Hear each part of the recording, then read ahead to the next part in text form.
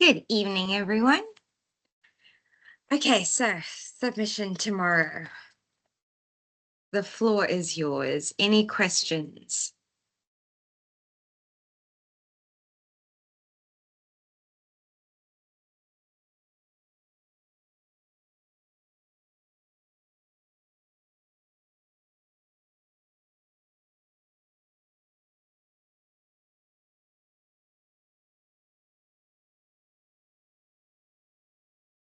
How's everyone feeling about the submission? Are we confident?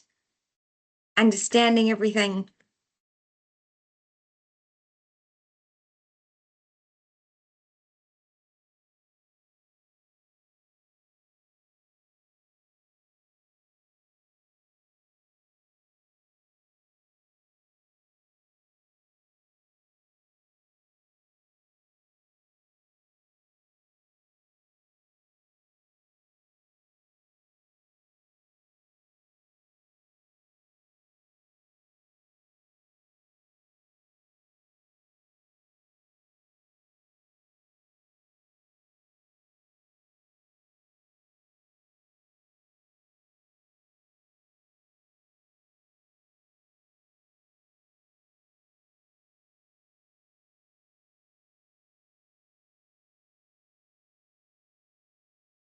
Let's see, we've got elasticity, price elasticity, marginal utility, government interventions. Anything you guys want me to go over? I did have a question. Somebody asked me about this graph. Actually, a few people asked me about, people were asking me about the graph in 2.1. Just see here, yes. Assume that there are two products, pizza and soft drink, from which a consumer derives their satisfaction given a certain amount of income. Illustrate and explain the effect of an increase in the price of soft drinks. Increase in the price of soft drinks on the budget line, indicate pizza on the y-axis and soft drink on the x-axis. Okay, so. Oh, I think this was it, but let us get a clean space. Okay. Before I continue, if there's any questions, please feel free to drop it in the chat, or yeah, I should be able to see that. Or alternatively, just open your mic and you can chat to me. Okay, so let's quickly look at what your graph would look like hypothetically, considering submissions tomorrow. And I know the graphs of the past are generally just the problem. Okay, so a marginal utility curve.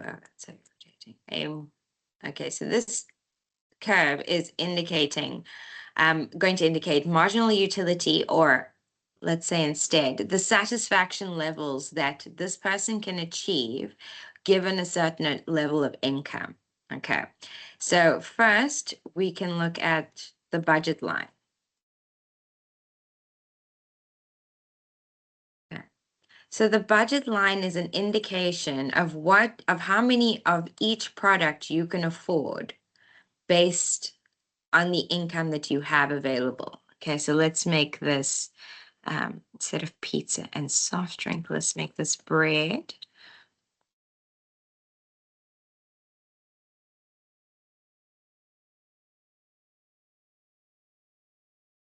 And to make this interesting, let's make this beer. Okay, so this is just a typical South African. Okay, so here we are. The things that are that we're concerned with. So we have to provide a price here, which they have done for your products as well. So let's say bread is, let's make it, okay, they have taken away the budget increase or the VAT increase. So let's go with 15 Rand because it's an easy number. And beer, oh goodness, I'm not sure. Let's say about 25 Rand. Okay. And your total income is 100 Rand for that week. Okay. Here, given that, of course, our origin point is 0 and it's the corner of our two products on these two separate axes. So we've got bread on the y-axis and we've got beer on the x-axis. So they obviously, even now and in the exams, will tell you which product needs to be on which axis. And now, very much similar to what we did with your PPC, the production possibilities curve, that is the other graph that uses product as the X and Y axes. All right, now let's look at budget lines. So we have a calculation that needs to be done here. So if we are purchasing only bread, okay, in the same way we did with the PPC, if we are purchasing only bread, I should have chosen a better number, but let's say nonetheless. Okay, so that gives me, what's it, 8 loaves of bread? It's way too much. It's about, is it 8 loaves of bread? That's 120 Rand. I should have just chosen easier numbers. Okay, let's make this, okay, nonetheless, let's just go with 6. Haha, I have solved this maths problem. Okay, so now we have 10 loaves of bread and we have a quantity of beer of 6. Okay, so these are the quantities that we can afford given our income. This is our income that we are able to spend. Now, naturally, in this closed system, we are assuming that this person is going to spend all of their money to achieve their maximum level of satisfaction given these prices. Okay, so here we go. To indicate that, here is bread. Okay, we're going to make this 10. And here is beer. I'm going to make that 6. So from here, okay, and that would be our budget line. Okay, the number of the products that you can afford given the income. Now, the 2 points that you're joining is the same as the PPC. On this axis for beer, we are now assuming that you are going to purchase 0 bread and spend all your money on beer. Alternatively, at this point, we're assuming you're buying no beer and spending all your money on bread. Okay. Now, if there is a change in price, okay, so now our new price for bread, let's do this.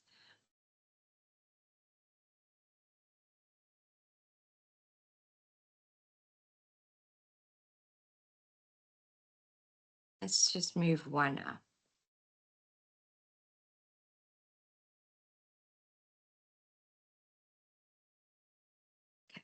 Now the price of beer has increased by 5 Rand. The price of bread has remained the same. Again, we're only focused on the budget line and we're assuming that you're going to spend your entire 150 Rand. Therefore, that leaves us in a position to recalculate the quantity that we will be receiving. Okay, so now we still receive 10 loaves of bread, but we've just lost out. We are now receiving 1 less beer for our money.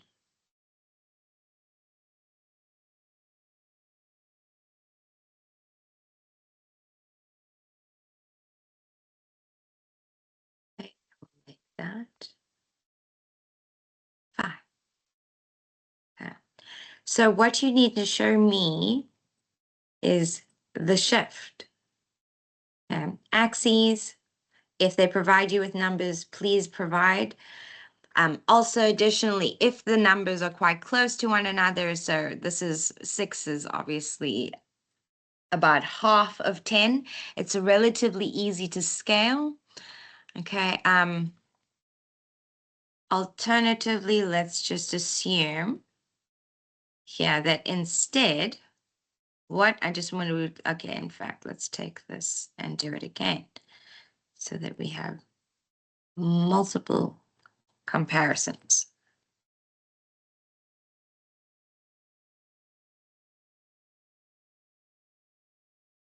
Okay, now in this instance, okay, we're going to move the beer around because obviously you could assume that if the price of bread were to increase, the same thing would happen. There would be a decrease. It would be a shift in the line downwards towards the origin. That would make our curve slightly flatter. I'll just show you what that looks like so you've got a mental reference.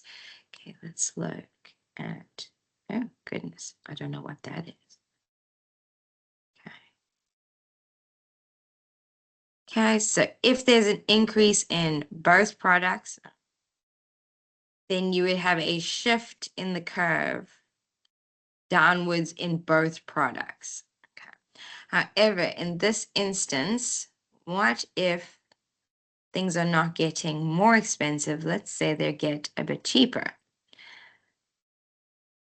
So now,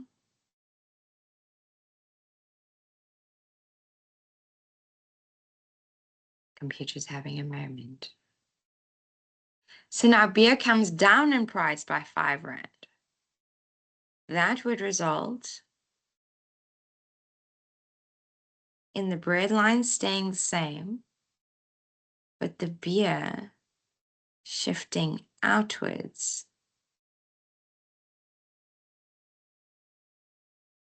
to what's that, 8.5. I'm gonna make that 8. Okay. So it's all dependent on how much you can afford of each product. So this budget line is depicting combinations of products that are affordable to this consumer. Okay. Now,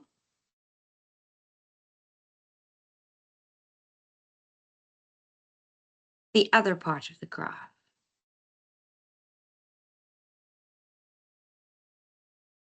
Let's see here. I found it was a bit ambiguous. Okay, so it says from a consumer derives their satisfaction given a certain amount of income. Illustrate and explain the effect of an increase in the price of soft drinks. Indicate. Okay, so that was quite an interesting one. Okay, so when we are measuring satisfaction, we do it using marginal utility. Okay, so I don't know if you guys remember, we did look at utility. You would have also done it in, looked at the relationship between marginal and total utility when you were looking at question 2.1 in that table. So essentially what happens, just a quick bit of a revision, is that your marginal utility is the amount of additional satisfaction you receive for consuming one additional product. Okay, so obviously, due to the law of diminishing utility, the more you consume, the less satisfaction you receive from each product. Your overall satisfaction, however, is still increasing because as long as you can still consume the product, you're still happy. So how we depict that on the graph is that we show, okay, so again, you would have the same products.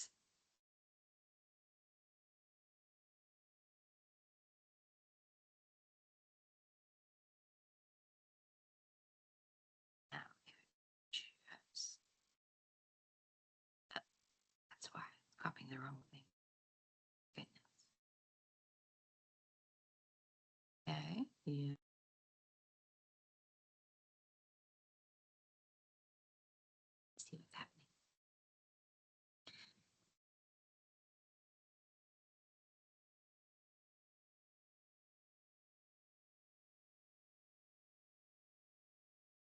Now, because of your law of diminishing utility, okay, if we were to look at that, it would look something like this.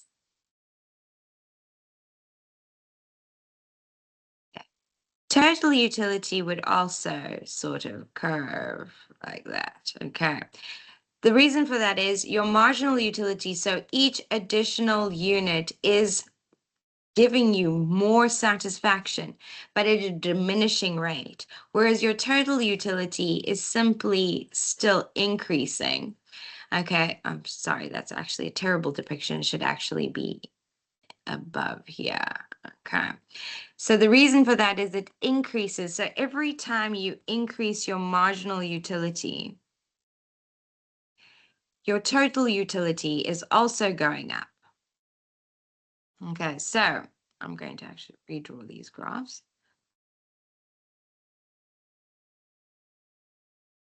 So if we again observe our two products,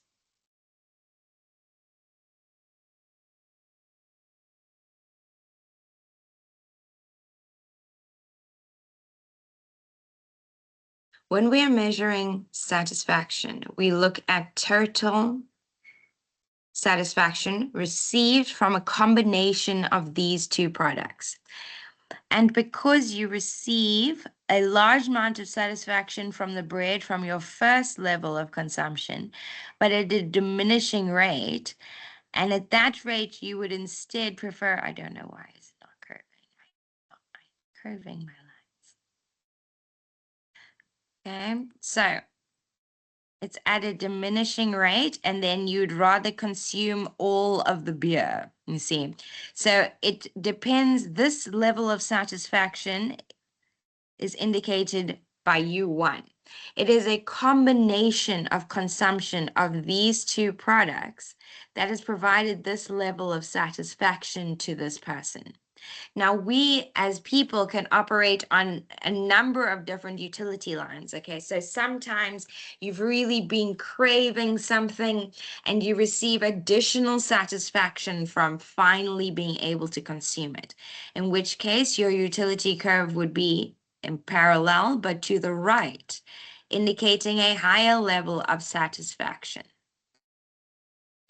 Alternatively, it could be a day where you're eating for the sake of eating.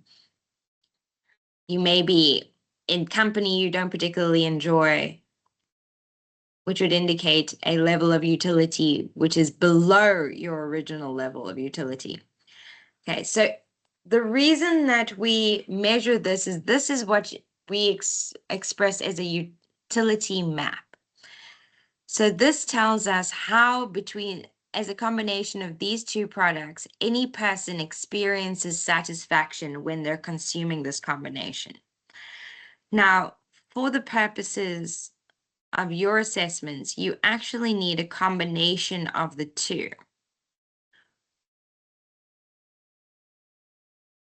So quite simply,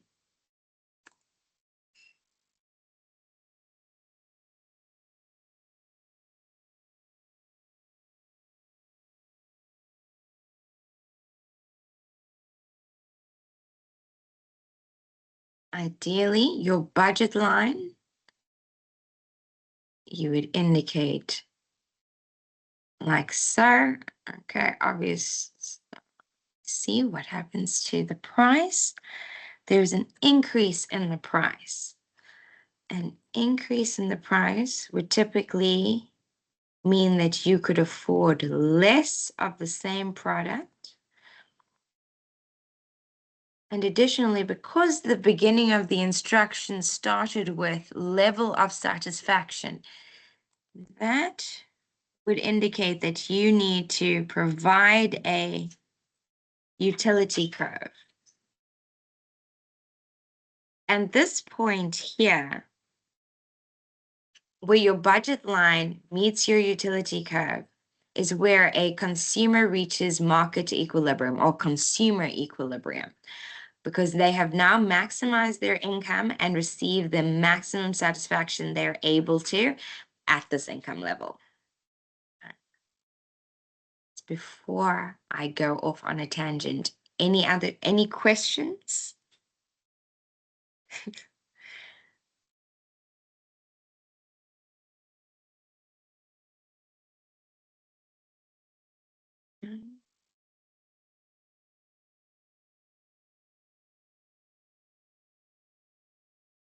Okay, so let's see.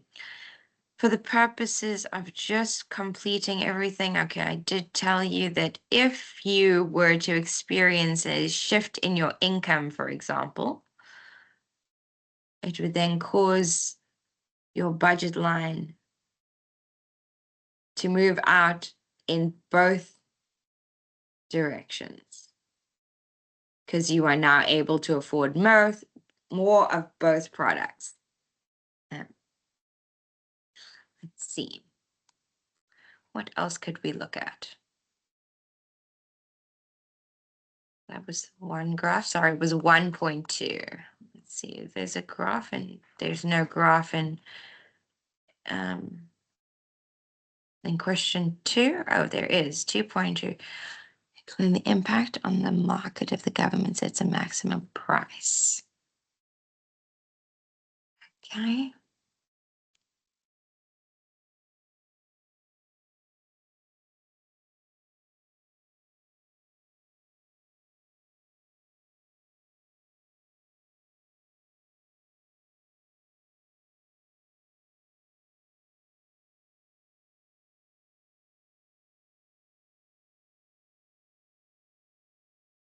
Okay.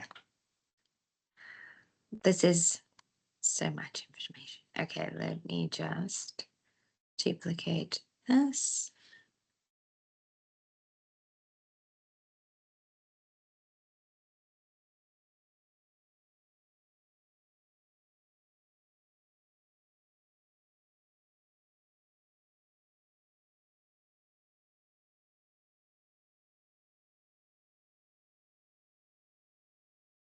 Ah, the rebellion.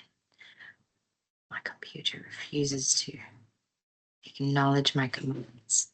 Okay, let's move this over here.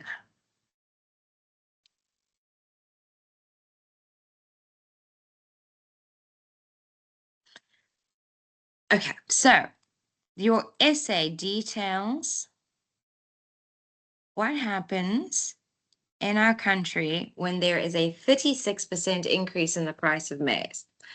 Okay, this is a shocking and staggering increase. In addition to that, there was a forecast for a 25% drop in quantity due to drought, and we have very vulnerable members of our population due to our high, so I would say, I don't want to say proclivity, but we do have a high level of poverty in our country. So let's examine this. So here you're going to go with price and quantity.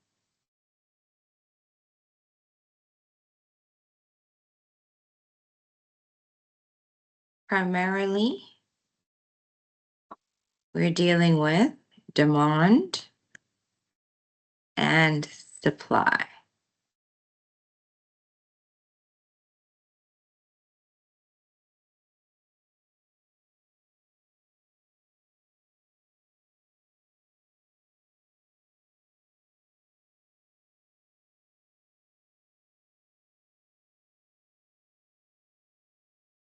The first thing you are asked, okay, so we know it's demand and supply because the only thing that is impacting quantity demanded could be price. So this, we ask you to graphically explain what happens when government institutes a maximum price.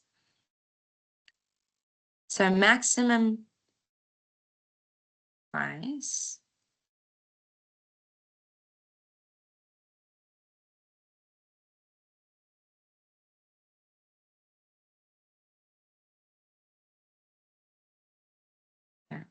So originally, the market had agreed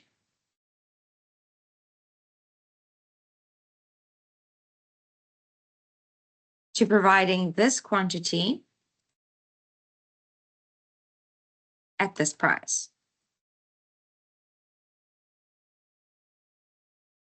So we were in equilibrium. Unfortunately, okay, due to the increase in price, even despite the fact that it was a market equilibrium that was at a higher price level, so it was naturally dictated by the market for whatever reason that may be. If there was an increase in price, government then steps in and they institute a price ceiling.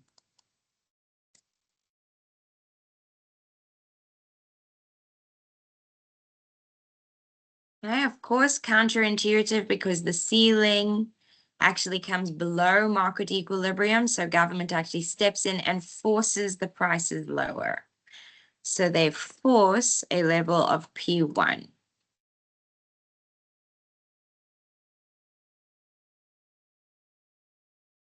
At this price, we encounter a new problem. Here,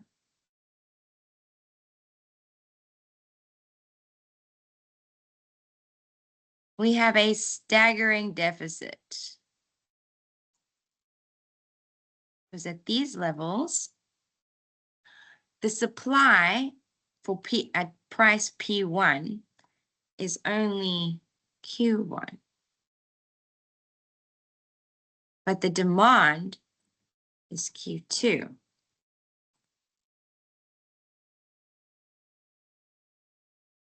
Here. This is the difference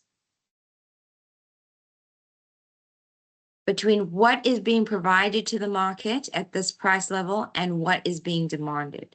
So government has caused a shift.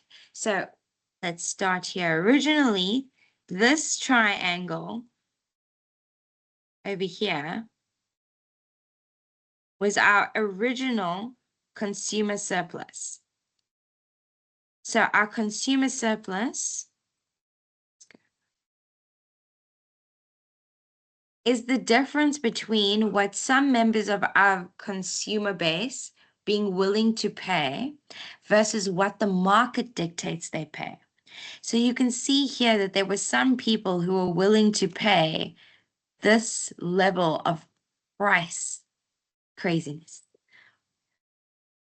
and accept the lower quantity. However, the market then has a natural mechanism which allows us to assign a value to different products.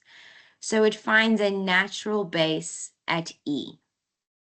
So this entire orange block was our consumer surplus. We as consumers were benefiting from the decrease in what some of us were willing to pay to what the market dictates we have paid or we receive. On the other hand, the area below the currently pink block is the producer surplus. That is the benefit they receive from some of them being willing, see here, from some of them being willing to accept a much lower price for their product, but the market dictating a higher price. So they get all of this additional welfare. Okay. So naturally, the market benefits both consumers and producers. And we find this natural balance between, how much we demand something and how much they're willing to supply. And these market mechanisms ensure a fair price by using the rationing function of price. However, when government intervenes, choose the correct color here. Okay. When government intervenes, however, all of this welfare is now pushed to the consumer block. Okay, so it is now. It actually should be. Even I want to show you that this is welfare that is all lost to the producer.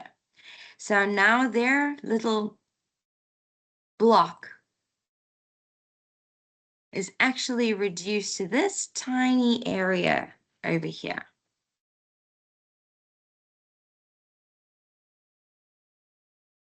Now that means that in the short term, consumers benefit because we have this additional welfare block.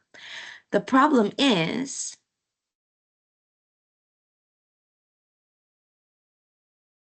that because they're not experiencing a producer surplus that is acceptable to them, production starts to decline.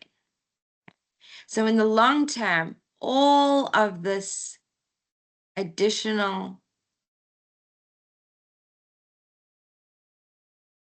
production here in this triangle, sorry, I apologize. This triangle is lost to us because we can never achieve it. And because they can never achieve this level of price or this level of quantity accepted by the market, we have this constant shift away from producers. So they stop producing the products that we require. Okay. In addition to that, we are encountering a 25% drop in quantity. This indicates a further shift leftwards.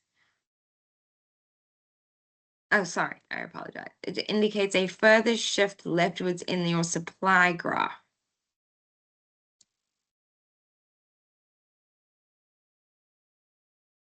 To S1.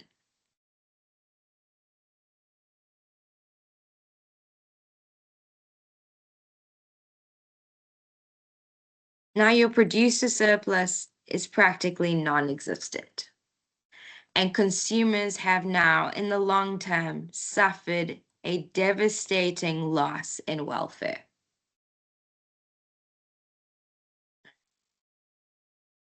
Any questions there? So that should help you illustrate both graphically and explain the impact of on the market. You can go into the welfare implications because you do have 15 marks. And the shift in from producer to consumer surplus is a big economic and graphical indicator to us that some benefit. Obviously, the more vulnerable members of society benefit in the short run, but overall, there is a total loss to society. Both producer and consumer surpluses are lost, and we ended up in a terrible deficit, which tends to destroy industries. Okay. Other thing that happens here is that you have a price floor. Okay. Counterintuitively, it is above price equilibrium, and a perfect way to remember that and to apply to specific scenarios is to think about minimum wage. That's a scenario where at this higher price the government has set, the supply exceeds the demand by this level. Interestingly enough, if we do the consumer surplus and producer surplus,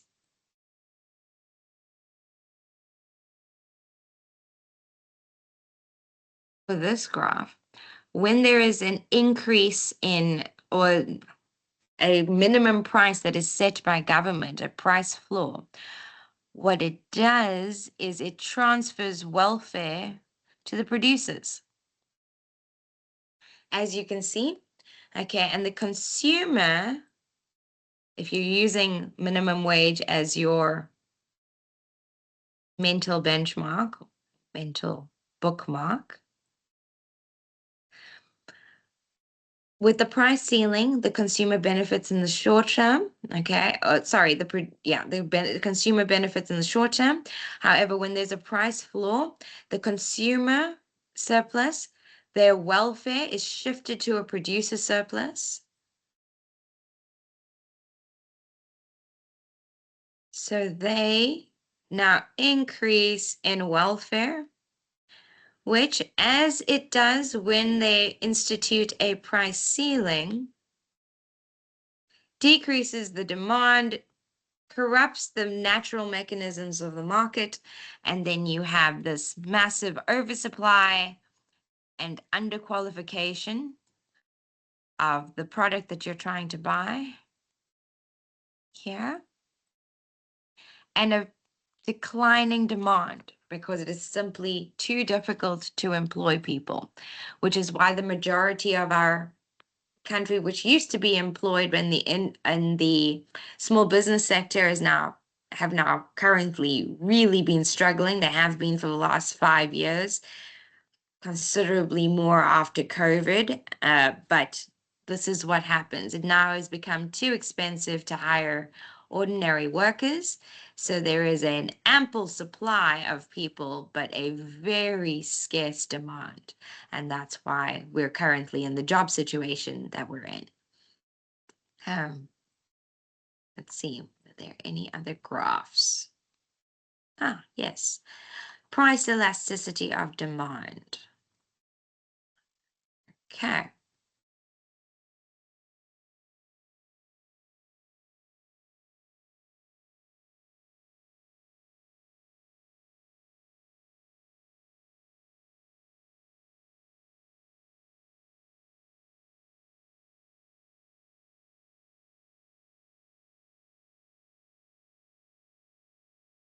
Okay, government intervention, elasticity.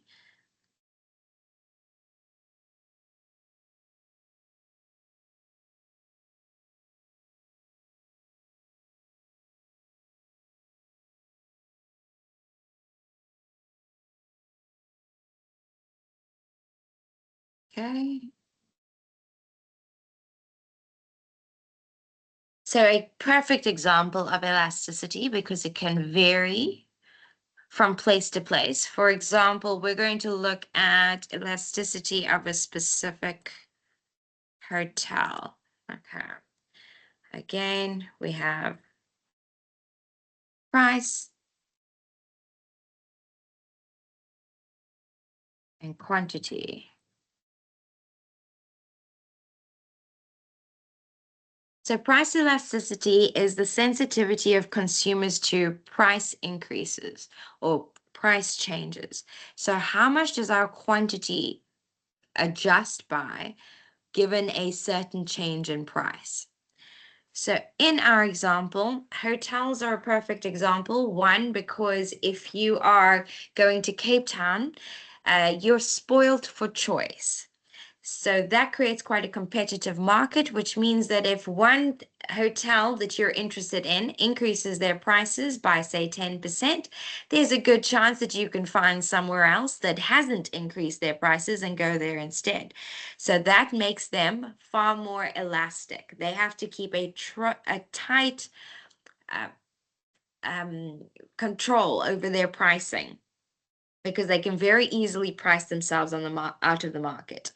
On the other hand, my mother, who was just in Dubai, explained to me, Abu Dhabi, went on a desert safari to an oasis.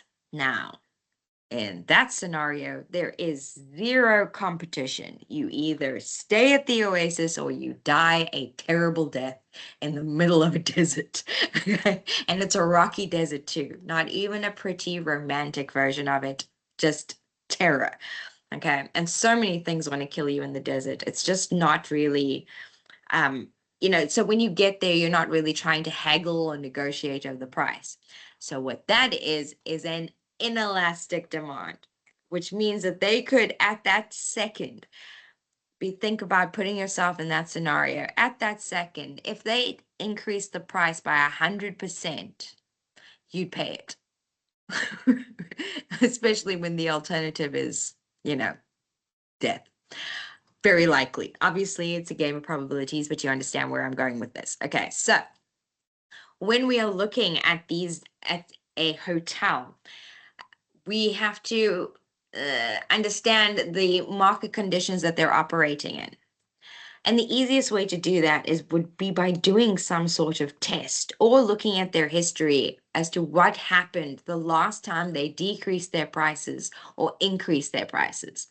Okay, so here in our first scenario, it says the room occupancy decreased by 1.2%, while prices increased by 10.6%. Now, if we go back to our trusty formula for elasticity of price elasticity of demand. Let's do that. Okay, it looks at the change in quantity over the change in price.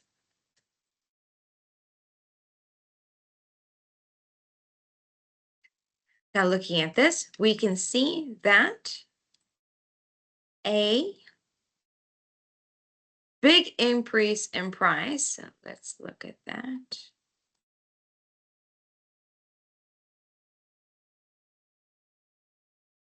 What does this show?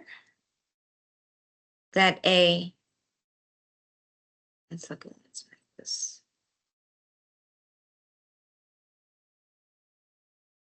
P2, this would be P1. This is a nice, easy way to indicate exactly what you mean.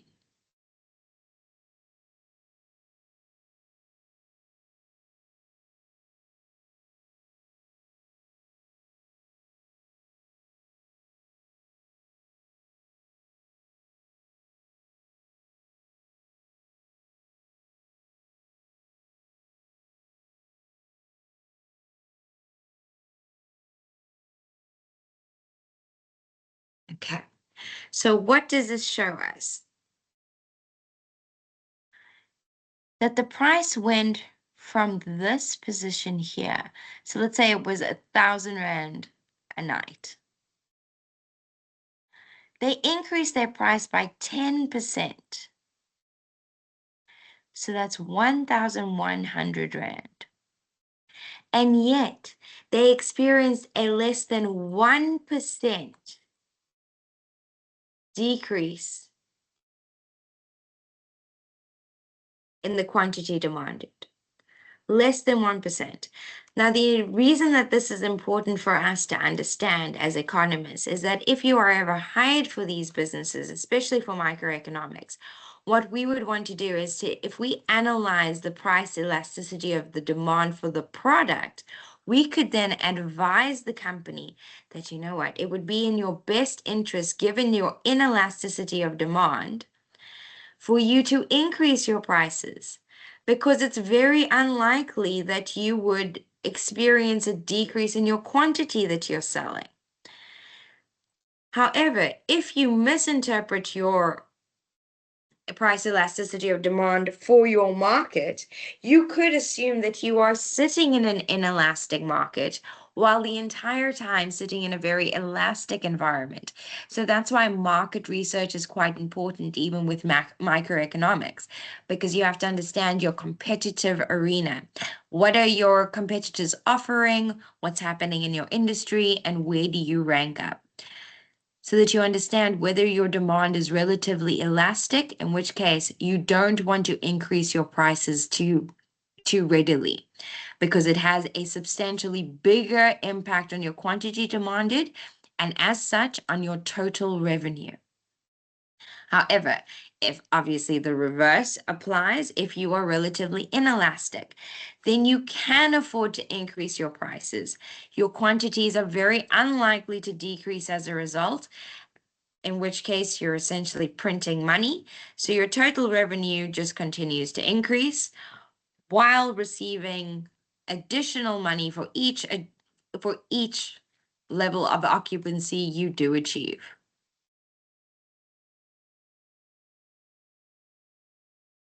Okay. See, basic calculate elasticity of demand. Interpret.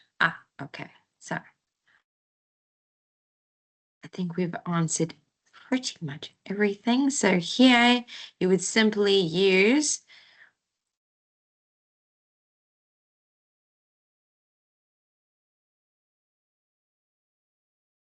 And your result, as you can see already,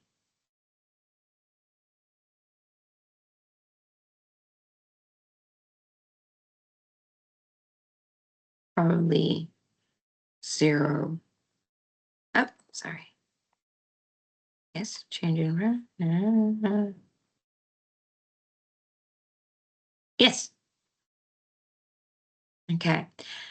And anything, if I don't know if you guys remember the range.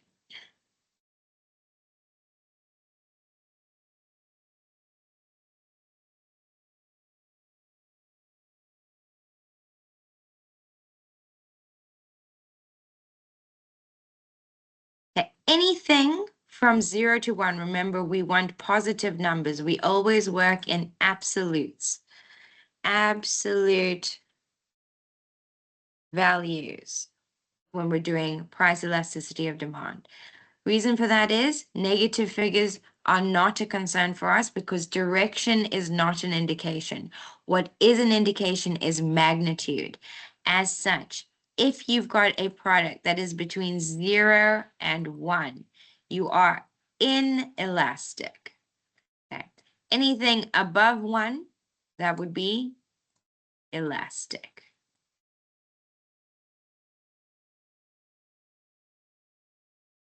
Doing this to myself.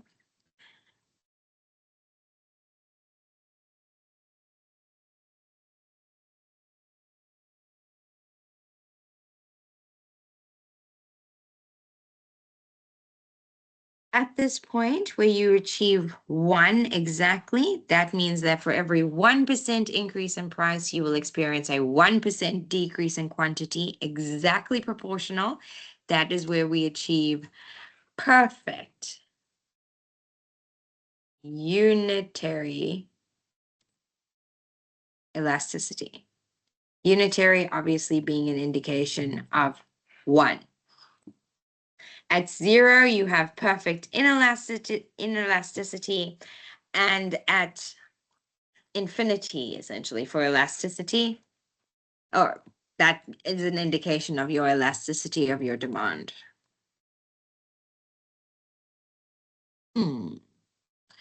Total revenue, let's see here. This may be useful.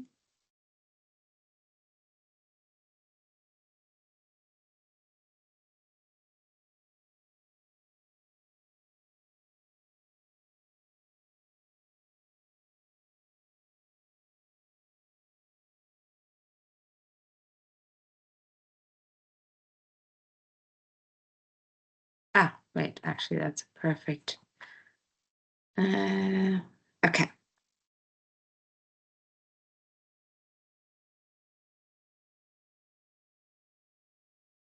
If you're wondering, we've got a small key here that you can use to just as a point of reference. If you have a price elastic demand and you increase the price, you will reduce your total revenue. Reducing your price increases your quantity and therefore increases your total revenue. If you've got an inelastic price elasticity, increasing your price increases your total revenue. Decreasing your price decreases your total revenue. So if you just want to remember this key, this is very useful going forward. Even when you're running your own businesses or working in another business, it's very useful to understand how price increases and decreases impact your business in the long term and short term. And this is how you can ensure that you are not undercutting yourself price-wise with regards to total revenue, or not overpricing or pricing yourselves out of the market. Okay, just a quick bit of revision. Here you've got your price elasticity of demand. Here's your flatter curve when you have a more elastic demand, and your inelastic demand is obviously closer to a vertical line.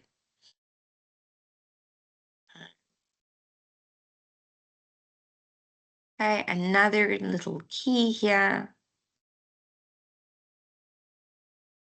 Okay. Demand and supply in action. Here are the government interventions. Guys, if you do get stuck and you're still working on your assignment later on tonight. Please feel free to check out your lecturer resources on ARC. I've tried to give you summaries specific to each theme, just for quick reference. There's the welfare costs we were discussing, very useful for very useful for increasing the sort of bulk, the content knowledge required for that after that essay question, because for 15 marks, if you're looking at the long-term implications, the welfare costs are refer to the economic loss and efficiency of our entire country. So it's a nice thing to talk about if you're looking for things to, you don't want to explain things you don't need to and waffle too much. Here are the specific counter effects. How do they end up having to increase the supply? By providing subsidies. They end up rationing. The government again intervenes and starts rationing by allocating the resources to different industries and companies and individuals. So that is a further push away from market efficiency. It does take us quite a bit to recover from. Here's deadweight loss, exactly what it means. And just a few notes you can go through. If there's anything that is unfamiliar to hear or anything that you'd prefer me to explain in a little bit more detail, please just drop me an email. Okay, last 10 minutes. So if anyone has it, there we go. With regards to the graph, is there a need to draw the utility curve? Nadira, I was looking at that myself. I would presume yes, because the first line in the question refers to satisfaction. So assume there are two products from which a consumer derives their satisfaction given a certain amount of income. Because they tie it back to income, it could indicate that only a budget line is required. But just to be on the safe side, I would add just a utility curve that meets the budget line at some point. Either your original budget curve or your new budget curve, either way. Always better to be safe than sorry. And it's also worth 10 marks. So it's always best to include as much information as you can. Again, if you want a quick reference on ARC, I tried to give you examples of these graphical simultaneous changes, shifts in demand, a decrease in supply, what the graph would look like, how the equilibrium points would shift. Let's see, what else is more relevant to what you're doing now? Changes in demand and supply, government interventions. Okay, the basics of price elasticity of demand, how you calculate it, there's your percentages. Okay. Impact of changes, here are, if you need a quick reference again.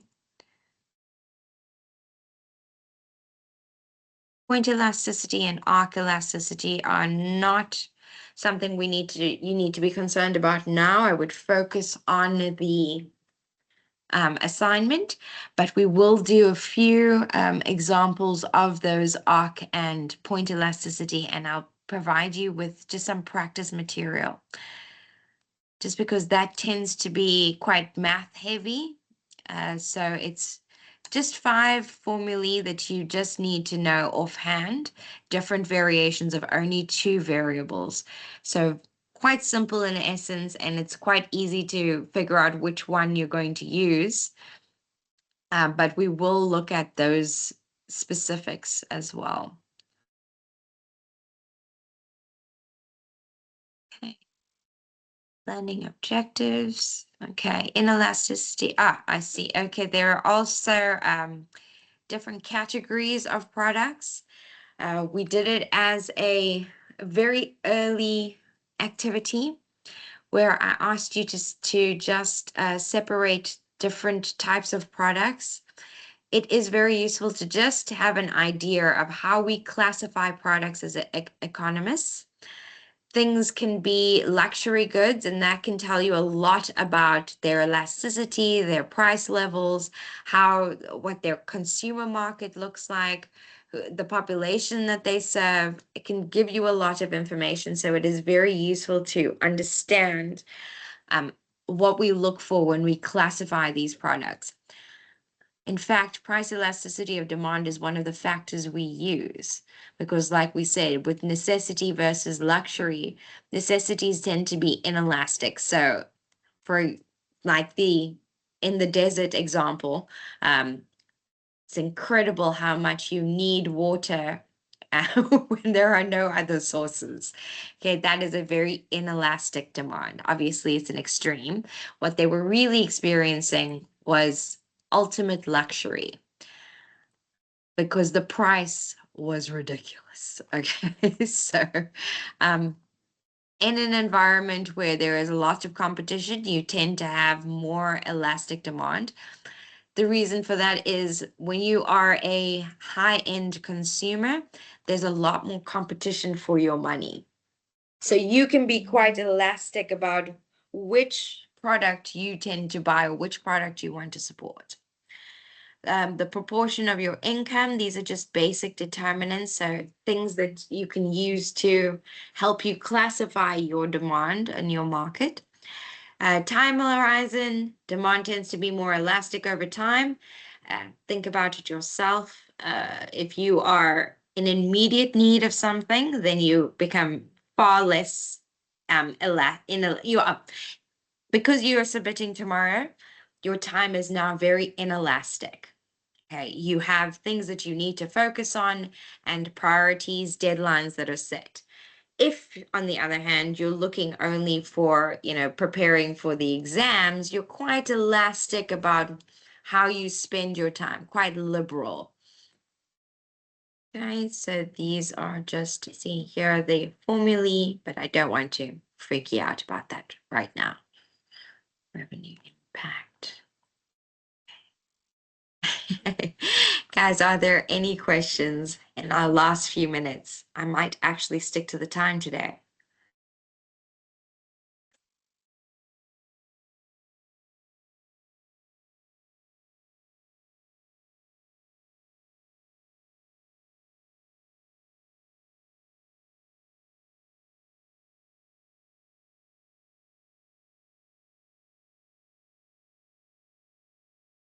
Okay. Let me see. Can't think of anything that's immediately relevant. Government intervention.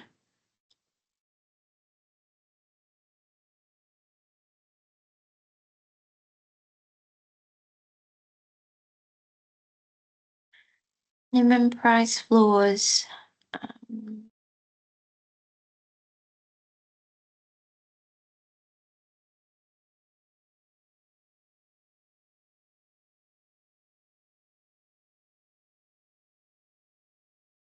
Black markets, that's a very fun question, although I haven't seen it in a while. That is inevitably what happens when we when we have a welfare cost. A lot of our goods and services end up on the black market where they could achieve a fair price.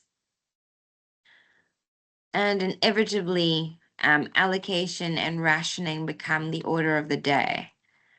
So government intervention inspires more government intervention, inspires more government intervention. That's why there's no such thing as a temporary government program.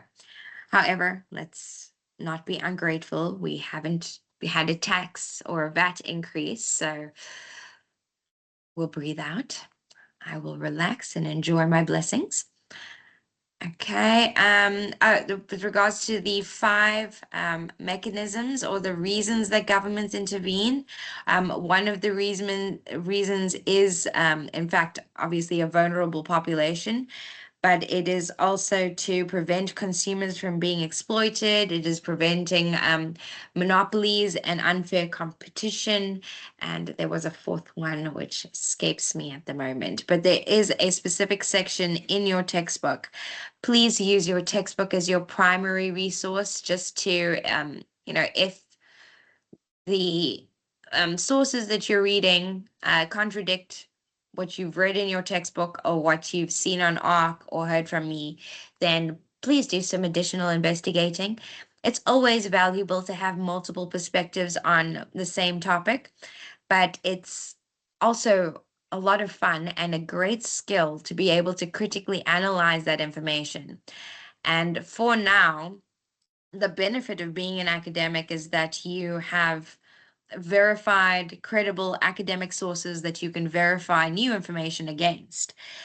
Obviously, you will evolve your own knowledge and, retroactively adjust, but still, it does form a very nice, solid basis because other academics will understand exactly what you're talking about when you refer to things like the rationing function in price elasticity of demand. Okay. Guys, if there are no further questions, I believe that concludes our evening together. If you have any questions, please feel free to drop me an email or complete the form. Link is still on ARC. And I will now start providing you with the summaries for the learning units going forward until the exams, and I'll start on that probably next week because the trading game is registration concludes this Friday, which means that I'll be sending out all the resources over that weekend. But after that, I will be focusing on providing you guys with all the summaries and activities that you need to prepare yourselves for the exams. Otherwise, have a lovely evening. Thank you for taking the time. Thank you, Danae. Have a lovely evening. Appreciate you guys. Thank you, Jolene and Nadira. You guys were so patient with me this weekend. So thank you so much. If you guys need any assistance or any help, I'm here to support you. I'm sure you're going to nail those distinctions tomorrow. I believe in you. Have a great evening, everyone.